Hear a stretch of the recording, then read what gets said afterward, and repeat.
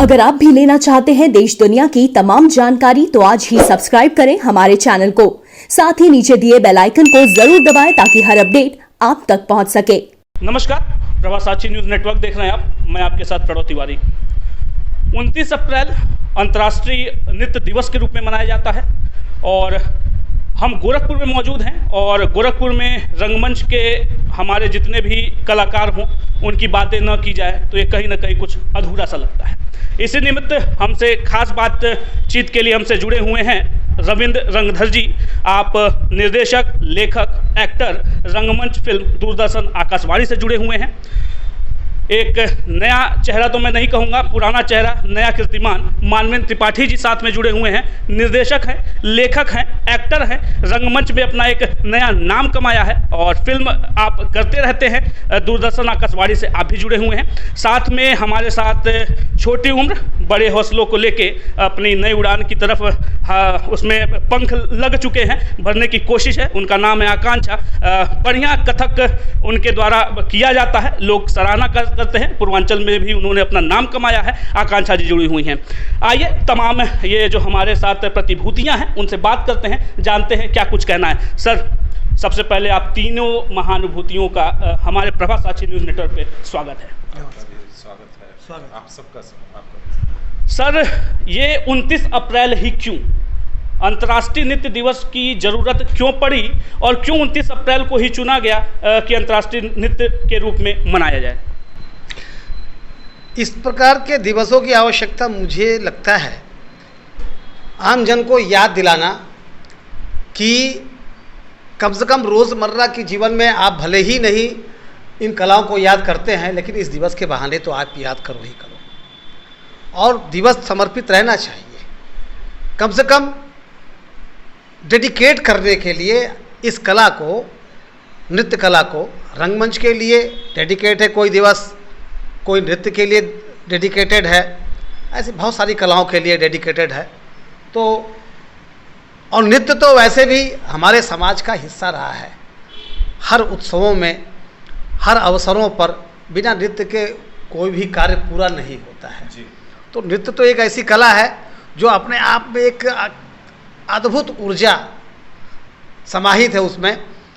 तो नृत्य के लिए ये दिवस समर्पित है और सभी को नृत्य दिवस की शुभकामनाओं के साथ। चलिए आकांक्षा जी खासतौर से स्पेशली नृत्य की हैं, बोलिए मानवेंद्र जी। हाँ, मेरा एक प्रश्न है। चूँकि मानवेंद्र जी लगातार रंगमंच पे अपना बेहतर करते आए हैं और कोशिश भी कर रहे हैं, सर कहीं ना कहीं कुछ कमियां जरूर रह जाती है। चूँकि जो पाश्चात्य संस्कृति है वो हमारे रंगमंच के ऊपर कहीं ना कहीं हावी हो जा रही है। किस परिप्रेक्ष्य में आप देखते हैं?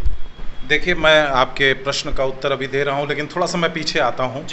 चूँकि नृत्य दिवस है ये, और नृत्य को हम ऐसे कह सकते हैं कि नृत्य सृजन है और नृत्य से ही संहार है। भगवान शिव से इसकी उत्पत्ति है, लास्य से नृत्य का। वहीं से सृष्टि का प्रारंभ होता है नृत्य से, यानी संगीत से, उनके डमरू से, उनके नृत्य से, शिव पार्वती के नृत्य से। तो ये प्रारंभिक है। दिवस इसलिए मनाया जाता है कि नृत्य एक ऐसी चीज है कि एक उत्सव का प्रतीक है। आप उस समय नृत्य करते हैं जब आप बहुत खुश होते हैं, आप आनंद में होते हैं। तो ये आनंद ऐसी चीज है जो हर वक्त आपके साथ होनी चाहिए, ये शाश्वत है। तो जब आनंद शाश्वत है तो नृत्य भी शाश्वत है। दिवस सिर्फ इसलिए है कि आपको हमेशा याद दिलाने के लिए कि एक यज्ञ है। दिवस को यज्ञ भी कह सकते हैं कि एक यज्ञ है, एक अनुष्ठान है। उसको हमेशा याद रखिए और उसको रोज अपने जीवन में कहीं ना कहीं आत्मसात कीजिए। अब आपका दूसरा प्रश्न कि पाश्चात्य चीज़ें कहीं ना कहीं बहुत ज़्यादा हॉबी हो रही हैं, चाहे रंगमंच चाहे नृत्य पे। सबसे बड़ी बात है कि हम अपने हिंदुस्तानी की बात करें, या हम सबसे बड़ी बात अभी हिंदुस्तान की पूरी बात न करते हैं, सिर्फ अपने क्षेत्र की बात करें तो हमारे क्षेत्र में बहुत सारे नृत्य हैं। चमरहुआ, धुबिया, कहरहुआ, गुड़ू, इस तरह के भोजपुरी से रिलेटेड बहुत सारे। लेकिन अभी देखिए किसी को ये सारी चीज़ें विलुप्त हो रही हैं, हम उस पर ध्यान ही नहीं दे रहे हैं, हम वेस्टर्न की तरफ भाग रहे हैं। हमारी सबसे बड़ी कमी है, जैसे भोजपुरी पे बहुत सारी फिल्में बन रही हैं, एल्बम बन रहा है, लेकिन आप अगर गौर से देखेंगे तो वो आपकी संस्कृति नहीं है। भोजपुरी की संस्कृति जो आपकी संस्कृति है उससे बहुत दूर है, जबकि इसमें इतनी संभावनाएं हैं इन डांसों को लेकर के। तो जब आपके पास उसका नॉलेज ही नहीं है, आप उसको जानते ही नहीं है, तो आप पाश्चात्य की तरफ भागेंगे। पाश्चात्य से प्रभावित होकर के उसका स्वरूप बिगाड़ दे रहे हैं वो, उसका स्वरूप जो उनका मूल स्वरूप है भोजपुरी का, जो अपनी संस्कृति का, उसको लेकर के ना चलते हुए वो पाश्चात्य से प्रभावित होकर के और उसमें पाश्चात्य संगीत, पाश्चात्य मूवमेंट, ये सारी चीज़ें डाल करके। चूंकि रंगमंच हो चाहे ऐसे नृत्य हो, कहीं ना कहीं भोजपुरी का अपना एक अहम योगदान रहा है, लेकिन देखा गया है कि चूंकि भोजपुरी को एक अश्लीलता के प्रतीक के रूप में अभी वर्तमान समय में भी उसको कहीं ना कहीं प्रचलित किया जा रहा है। मतलब ये कहीं ना कहीं आप जैसे तमाम कलाकारों के लिए एक दुखद भी है, उसके विषय में थोड़ा सा हमें जानकारी। देखिए, दुखद नहीं, बहुत दुखद है। जो हमारी भोजपुरी है, इतनी मीठी संस्कृति है, इतनी सारी संभावनाएं हैं, इतना कुछ करने के लिए है, उसको जिस ट्रैक पे लोग, अज्ञानी लोग हैं, वो बाजारवाद, मार्केटिंग वाले सिर्फ बेचना, अश्लीलता परोसना जानते हैं। और उसमें हम लोगों का भी बहुत बड़ा दोष है। हम वो अच्छी चीज़ को लेके नहीं आ रहे हैं, तो जाहिर सी बात है हम नहीं लेके आ रहे हैं, तो बुरे जो कर रहे हैं वो लोग देख रहे हैं। अभी पाश्चात्य की बात मैं उसको फिर थोड़ा सा चंद लाइनों में बताना चाहूँगा। पाश्चात्य से एक पुराना हम लोगों का एक इस तरह का, हम कहें कि एक बहुत पुराने समय से, अगर आपको इंग्लिश बोलने आ जाता है तो आपके अंदर दुनिया भर का अवगुण रहे, लेकिन इंग्लिश की 4 लाइन आप बोलें तो आप सबसे योग्य माने जाएंगे। तो पाश्चात्य के कुछ स्टेप, पाश्चात्य के कुछ चीज़ों को करके आप लगता है कि बड़े श्रेष्ठ हो गए, वहीं आप अपना लोकल करते हैं तो आपको लगता है आप बहुत बैकवर्ड हैं, आपको कोई ज्ञान ही नहीं है। तो शायद इसलिए भी पाश्चात्य को लेके ढोते हैं, लेकिन अपनी संस्कृति को सामने लाने की ज़रूरत है। वाकई जो लोग, हमें विरोध करने की ज़रूरत है, जो भी अश्लील चीज़ें या हमारी संस्कृति को, हमारी भोजपुरी को लोग बदनाम कर रहे हैं, उसमें हमें निश्चित रूप से विरोध करना चाहिए। और दिल से हम दुखी हैं और हम कर रहे हैं प्रयास। एक हमारा एक छोटा सा प्ले है मेघदूत की पूर्वांचल यात्रा, उसके 150 शो पूरे विश्व तक हमने किया, दक्षिण अमेरिका में जाके किया, 4-5 देशों में, 6 देशों में किया, पूरे भारतवर्ष में किया, लोग खूब सराहे। लेकिन एक जना भाड़ नहीं फोड़ सकता है, इसमें सबका सहयोग चाहिए। हर व्यक्ति इस तरह के प्रोग्राम करे, जन जन तक पहुंचाए, तो अपनी भोजपुरी समृद्ध है और सबके सामने आएगी। जी, चूँकि संस्कृति हो, सभ्यता हो, और उसमें अंतर्राष्ट्रीय नृत्य का भी योगदान है, और संस्कृति सभ्यता में अगर कथक की बात न कही जाए तो कहीं ना कहीं एक समस्या है। चूँकि वो कथक कहना, कथक की बात करना जायज़ है, और चूँकि कथक की एक नृत्यांगना, खूबसूरत नृत्यांगना हमारे साथ है, उनका नाम आकांक्षा है, उनसे जान लेते हैं उनकी कुछ क्या प्रतिक्रिया है। आकांक्षा जी। मैं दोनों सर लोगों की बात से सहमत हूँ कि जो हमारी चीज़ें वो कहीं ना कहीं खोती जा रही हैं। जैसे कथक हमारे उत्तर प्रदेश का शास्त्रीय नृत्य है, और जो बाहर के लोग हैं ना, वो भी आते हैं इसको सीखने के लिए, और बहुत ही खुश, मतलब अपने आप को बहुत खुशकिस्मत मानते हैं कि हम इंडिया की चीज़ों को सीख रहे हैं, हम भारत की चीज़ों को सीख रहे हैं, बट वो अपनी चीज़ों को छोड़ते नहीं हैं। और हमारे यहाँ की यही सबसे बड़ी कमी है। वो उन्हें लगता है कि अगर हमें बाहर की चीज़ें आ रही है, दैट मीन्स कि हम बहुत ज़्यादा स्ट्रॉन्ग हैं और बहुत ज़्यादा हमें आ चुका है, और अपनी चीज़ों को छोड़ते जा रहे हैं। तो मुझे दुख ये होता है कि आप बिल्कुल सीखो बाहर की चीज़ें, आप बहुत ज़्यादा इम्प्रूव करोगे, बट इन चीज़ों को छोड़ो मत, क्योंकि ये हमारी संस्कृति है, और इसी चीज़ से आप बाहर जाने जाओगे। बाहर की चीज़ें तो बाहर वाले जानते ही हैं, हमें अपनी चीज़ों को छोड़ना नहीं है, चाहे वो यहाँ की मातृभाषा हो, चाहे वो यहाँ का कल्चर हो। तो मैं यही चाहती हूँ कि मातृभाषा भी उतनी ही जानो और बाहर की चीज़ों को भी जानो, वो कुछ भी उसमें बुरा नहीं है, बट अपनी चीज़ों को छोड़ो मत। मैं सहमत हूँ आकांक्षा की बातों से। संस्कृति चाहे विदेश की हो, चाहे भारत की हो, वहाँ के लोगों के लिए वहाँ की संस्कृति, चूँकि वर्ल्ड डांस डे है, ये अंतर्राष्ट्रीय नृत्य दिवस है, तो ये हम पूरी दुनिया के नृत्य को देखें, वहाँ के नृत्य में भी उत्साह है, वहाँ के नृत्य में भी उमंग है। लेकिन हाँ, हर जगह की संस्कृति, जहाँ जहाँ की संस्कृति है, वहाँ के लोग लेकर के उसको अपनी तरफ चलते हैं, आगे बढ़ें, और हम अपनी संस्कृति को आगे लेके बढ़ें, तो इसमें कोई बुराई नहीं है, और सबकी संस्कृति अच्छी है।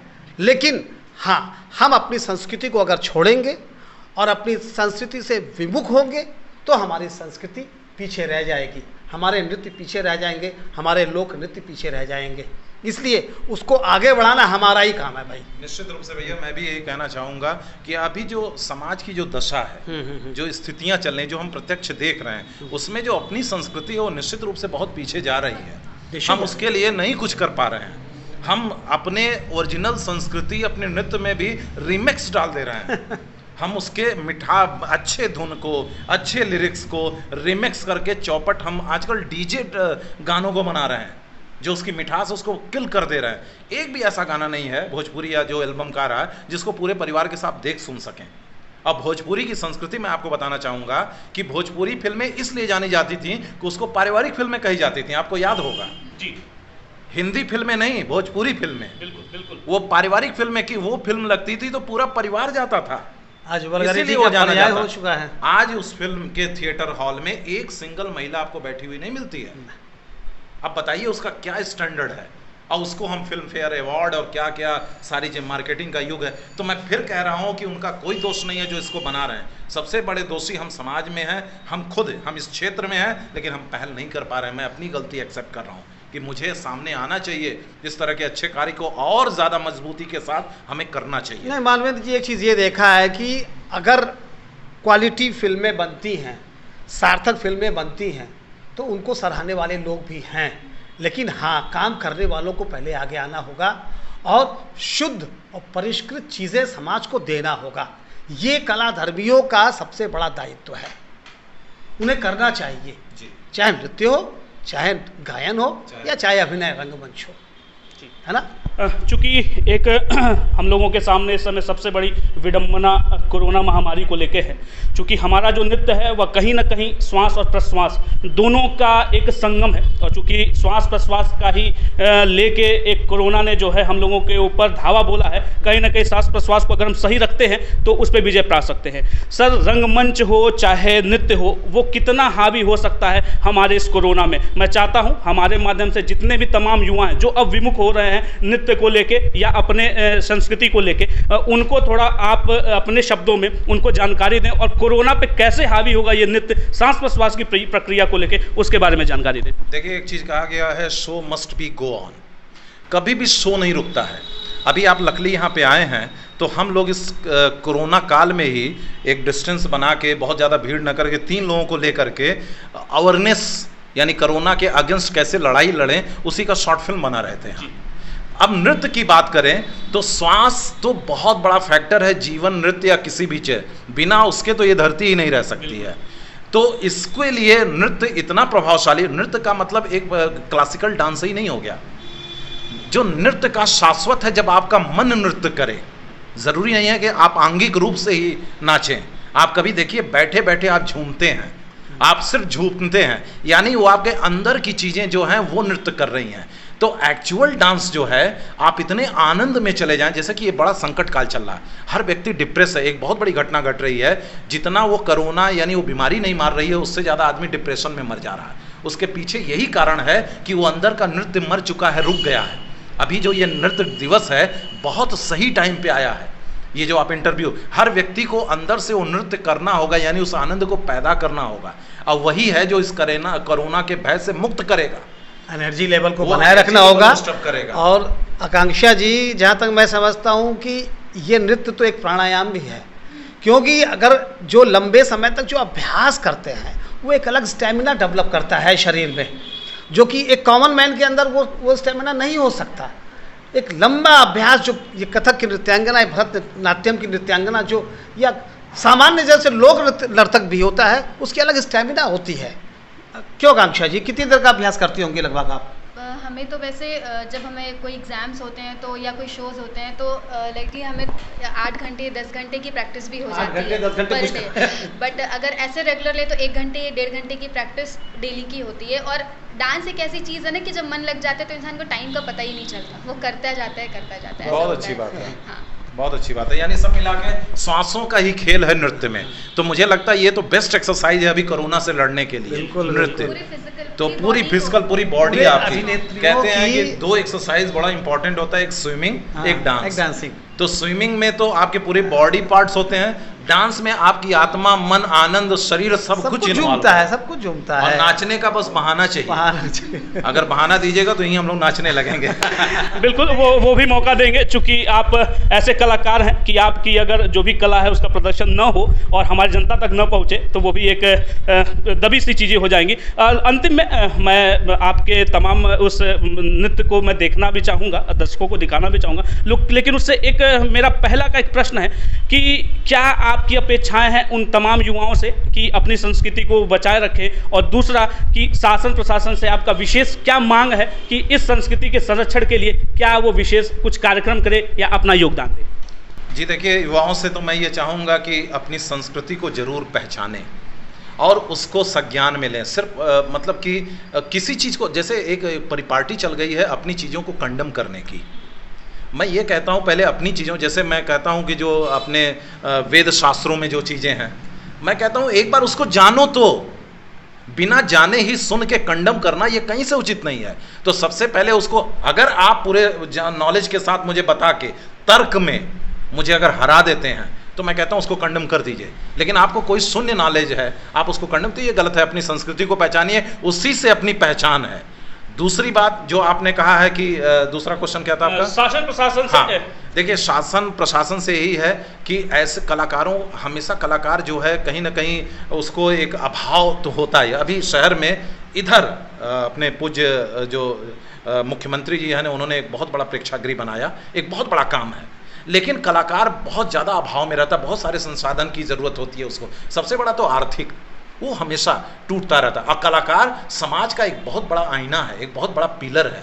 वो निस्वार्थ भाव से समाज के लिए करता है, वो कमज़ोर नहीं पड़ना, वो कभी कमज़ोर नहीं। तो मैं सरकार या शासन से ये कहूँगा कि जैसे सबके लिए बहुत ज़्यादा हर तरह से कलाकारों के लिए उससे ज़्यादा, क्योंकि ये इतना संवेदनशील होता है। यही एक ऐसा, हमें लगता है ईश्वर का बनाया प्राणी है जो हर किसी के सुख दुख में ये पक्षपात नहीं करता है, कौन हिंदू है, कौन मुसलमान, कौन छोटा बड़ा। इसके अंदर ऐसी संवेदना है जो सबके लिए ये जीता है। तो लगता है सरकार को संरक्षण बहुत ज़्यादा देना चाहिए। कलाकारों को एक विशेष रूप से, चाहे आर्थिक रूप से, चाहे सामाजिक रूप से, उनको संरक्षण की आवश्यकता है। अभी बहुत ज़्यादा, अभी उतना है नहीं जो चाहिए। हम उम्मीद करते हैं हमारी सरकार जरूर इस पर ध्यान देगी। बिल्कुल ध्यान देगी, चूँकि संस्कृति का ये अपना अलग मामला है, संरक्षण का मामला है। और हमारी गुजारिश भी है, हमारे तमाम आला अधिकारियों से गुजारिश है, सरकार से गुजारिश है कि अपने संस्कृति के संरक्षण के लिए जो उचित कदम हो वो आप उठाते रहें। हमारे साथ तमाम कलाकार थे, उनसे हमने बातें की, हमें अच्छा भी लगा और हम इन तमाम कलाकारों से इस तरह से जुड़ते भी रहेंगे। और कार्यक्रम के अंतिम में, चूँकि कला के क्षेत्र के ये धनुधर हैं, योगी हैं, और मैं चाहता हूं कि अपने कुछ कला का अगर ये प्रदर्शन करें तो हमारे तमाम दर्शकों के लिए एक, उनके लिए उनके जो मन की इच्छा है वो भी पूरा होगी। अरे कहफ्ता लाग जाई धक से, धक से, कहफ्ता लाग जाई धक से, धक से, कहफ्ता लाग जाई धक से, धक से, कहफ्ता लाग जाई धक से। बड़े बड़े बाबुल के कोठा अटारी और दुई महला बछत से, बड़े बड़े बाबुल के कोठा अटारी और दुई महला बछत से। हमन गरीबन के झोपड़ी जुलूम, झोपड़ी जुलूम हो झोपड़ी जुलूम, हमन गरीबन के झोपड़ी जुलूम, झोपड़ी जुलूम हो झोपड़ी जुलूम। उठी न त लाग जाला खट से, कहब त लाग जाई धक से, कहब त लाग जाई धक से, कहब त लाग जाई धक से। बड़े बड़े बाबुल के बर्फी या चौम चम, बड़े बड़े बाबुल के बर्फी या चौम चम और रसगुल्ला लाप से, बड़े बड़े बाबुल के बर्फी या चमचम और रसगुल्ला लाप से, बड़े बड़े बाबुल के बर्फी या चमचम और रसगुल्ला लाप से। हमन गरीबन के आलू जुलूम, आलू जुलूम हो आलू जुलूम, हमन गरीबन के आलू जुलूम, आलू जुलूम हो आलू जुलूम। छील के खा जाए ना गौर से, कहब त लग जाई धक से, कहब त लग जाई धक से, धक से। रंगमंच के कलाकार हैं, एक्सप्रेशन है और अपनी जो है एक विधा है उनकी, उनके कहने का अंदाज है, कहब त लग जाए धक से। निश्चित तौर पे कहीं ना कहीं उनकी जो पीड़ा है वो अपने गीत के माध्यम से लोगों के समक्ष रखने की कोशिश की है। आइए अगले क्रम में आकांक्षा है, और आकांक्षा जो है अपने कथक नृत्य से आप सभी लोगों के बीच में उपस्थित है। आकांक्षा।